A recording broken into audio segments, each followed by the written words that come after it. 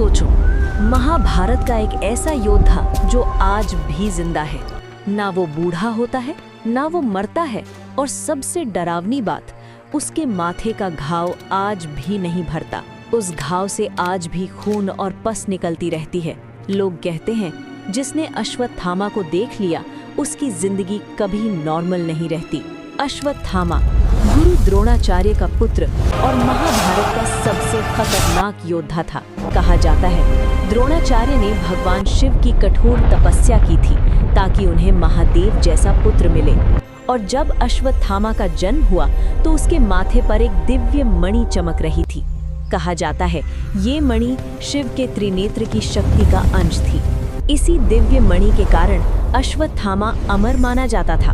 लेकिन फिर आया कुरुक्षेत्र का सबसे बड़ा धोखा, जब छल से उसके पिता द्रोणाचार्य को मार दिया गया।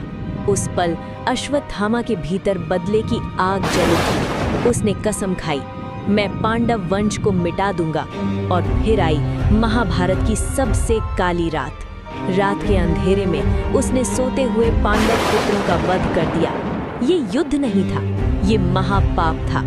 फिर उसने निकाला अपना सबसे भयानक अस्त्र, ब्रह्मशिरास्त्र, और उसे छोड़ दिया उत्तरा के गर्भ में पल रहे बच्चे पर, जो पांडव वंश की आखिरी उम्मीद था। तभी श्री कृष्ण प्रकट हुए और बच्चे को बचा लिया। अब अश्वत्थामा का दंड तय था। श्री कृष्ण ने उसके माथे से उसकी दिव्य मणि खींच ली। मणि निकलते ही अश्वत्थामा चीख उठा और उसके माथे पर एक ऐसा घाव बन गया जो कभी भरने वाला नहीं था।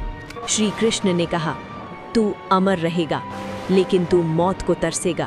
तेरा घाव कभी नहीं भरेगा और तू कलयुग के अंत तक भटकेगा।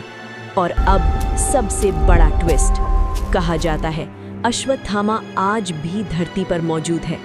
मध्य प्रदेश के असीरगढ़ किले में एक शिव मंदिर है, जहां रोज सुबह ताजे फूल मिलते हैं, लेकिन किसी ने उसे चढ़ाते नहीं देखा। लोग मानते हैं ये फूल अश्वत्थामा खुद चढ़ाता है। और नर्मदा नदी के किनारे कुछ लोगों ने एक लंबे आदमी को देखा है, माथे पर पट्टी और आंखों में दर्द। वो बस एक चीज मांगता है, हल्दी और तेल अपने घाव पर लगाने के लिए। तो सोचो, अगर अश्वत्थामा सच में जिंदा है तो क्या वो आज भी अपने पापों की माफी मांग रहा है? और अगर तुम कभी रात को एक आदमी देखो जिसके माथे पर पट्टी बंधी हो, तो याद रखना वो कोई आम इंसान नहीं, वो महाभारत का शापित अमर योद्धा है, अश्वत्थामा। अगर तुम्हें लगता है अश्वत्थामा आज भी जिंदा है तो कमेंट में लिखो अमर।